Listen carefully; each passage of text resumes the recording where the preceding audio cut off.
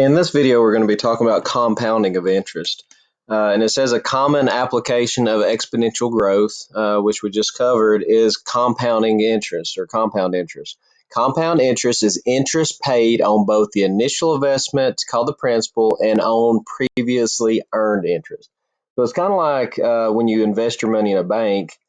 When you earn interest, that interest that you earned is placed back with the original amount of money that you invested so that it can also earn interest. So your interest, therefore, is earning interest. And your pile of original money that you invested is growing because of that placing that interest into that pile of your initial investment. So let's go over the formula. The formula for compounding interest, the amount of money that you're going to have after the number of years is equal to P times 1 plus R over N raised to the NT power. And here's what everything stands for. A is going to be the total balance after the time, and that time is that T value. P is the principal, and that's how much money you're investing. R is your interest rate, and again, N is the number of times we're going to compound each year. And again, that compounding is taking that interest and putting it back into your total balance. And then again, T is time. So let's show you how this formula works. Number one says Dave invests $300 in an account that earns 5% interest. If he makes no other deposits or withdrawals, find the account balance after 15 years if the interest is compounded with the following frequencies. Semi-annually, that means twice a year. So your end value there would be 2. So let's go ahead and use our formula. And let's identify all of our pieces. We've already identified our end value. Our principal, our initial investment is a $300 investment. The rate is a 5% interest rate. We always change that to a decimal form. And our time is we're going to leave it in there for 15 years. So let's plug everything in. And there's what you get. Now, if you, again, your calculator won't do order of operations, here's what you're going to do. Make sure that, first off, your power here is 2 times 15, which is 30. Inside parentheses, you would divide first. Then you would add 1 to it. Then you would raise that whole answer to the 30th power. Make sure you don't multiply before you raise it to the 30th power. Then once you raise this to the 30th power and multiply by 300, you should get $629.27. Now, what if we took that exact same problem and none of this is changing? What if we compound it a little bit different? What if we compound it monthly? Monthly means once every month, so our end value there would be 12. Nothing else changes. So now plugging into our formula, it would look just a little bit different. Here's what it's going to look like. And again, your order of operations, everything inside of parentheses, you would divide the 0.05 by 12 and then add 1. Do everything inside of this parentheses. You have 12 times 15, which is 180. Raise all of this to the 180th power and then multiply by 300, and you're going to now get an A value of $634.11. So you earned a little bit more, about $5 extra because, again, that interest was compounded sooner. It didn't wait 6 months to be compounded. It was compounded each month. So therefore, your interest was able to earn more interest. And that's the reason it was worth a little bit more money. Number 2, we're doing the same thing. $2,500 deposited into a savings account, earning 8% annual interest. How much will be in the account after 25 years if the interest is compounded with the following frequencies? Quarterly is an end value of 4. That means it's compounded 4 times a year. And so I'm going to, because both of these problems involve the exact same values, I'm just going to put them right here towards the middle. Our principal here, we're investing $2,500. Our interest rate is 8%, so that'd be 0.08. And our time is for 25 years. So let's go ahead and plug everything in. And let's start out with our formula first. A is equal to P times 1 plus R over N raised to the NT power. And here is everything plugged into that. And again, order of operations, 0.08 divided by 4, and then add it to 1. raise that to the 100th power, multiply by 2,500, and you're going to get a total amount in your account now of $18,111.62. Now again, what happens now if we compound it daily? Now we have an end value of 365. If we compound it every day, now we're going to compound it 365 times in that year. Let's now plug in everything into our formula. The amount of money we're going to have in our account is equal to our principal times 1 plus R over N. So 0.08 over our N now is 365, raised to the 365 times 25, our NT power. Follow those exact same order of operations, and you get a value of $18,468.58. Next up, number 3. When Amelia turned 6, her grandparents opened a college savings account for her with an initial deposit of $500. So there's going to be your principal. The account earns this interest rate. It's compounded bi-monthly, so twice a month. So that tells us our end value is going to be 24 if it's compounded 2 times every month. If her grandparents make no other deposits or withdrawals, how much money will she have in her account when she can access it at age 18? So here's your formula. We again are depositing $500 into our account. We want to know how much money we're going to have after these years. 1 plus our interest rate again was 3.2%. Move your decimal over twice, that'll be 0.032. Bi-monthly was 24 times a year. So our power is going to be 24 times. Okay, she's 6 now. When she turns 18, that'll be 12 years later. Again, divide first, then add 1. Raise it to whatever this power is multiplied, and then multiply by 500, and you're going to get a value of $733.88. Number 4. Suppose the savings account offers a 0.4% interest rate, really low interest rate, compounded semi-annually.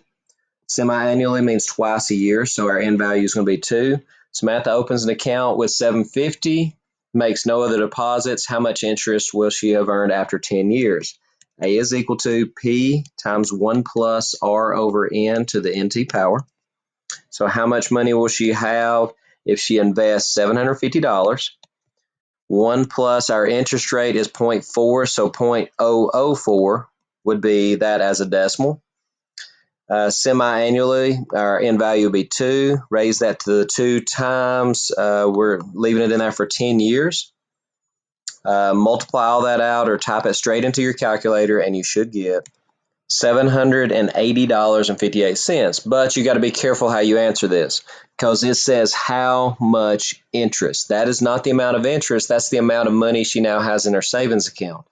You're going to have to take off the $750 that she initially invested, and you're going to get that she earned $30.58 in interest. Okay, next up. Number 5, 1990, Carter deposited $1,000 in an investment account that earns 2 3/8. Now, change that to 2 if you do 3 divided by 8, that's 0.375, but that's still a percent. You'll then move your decimal over twice, and your interest rate for this problem will be 0.02375. If no other deposits or withdrawals were made, find the balance in 2025. So again, A is equal to P times 1 plus R over N to the NT power. Let's plug everything in. Here is our principal, so we're investing $1,000. 1 plus the interest rate, again, we said was 0.02375. Divided by N, this was, let's see, compounded quarterly. That's going to be 4 times a year. Raised to the 4 times the time. Okay, 1990 was the investment. How much is in there in 2025? That's going to be 35 years later. Again, follow the exact same order of operations, and you should get $2,290.55. So more than doubled in that 35 years time. Okay, next up, compounding, continuous compounding of interest. Now we have a new formula. Again, everything we've done up to this point is compounded quarterly, compounded monthly, but a continuous compounding. Let's read what it says. In some cases, interest is compounded continuously, meaning the account is constantly earning interest. Not after a year, not after a month, not after a week, but continuously. The formula to the right can be used to find the balance on the account in this case. And this formula should look somewhat familiar.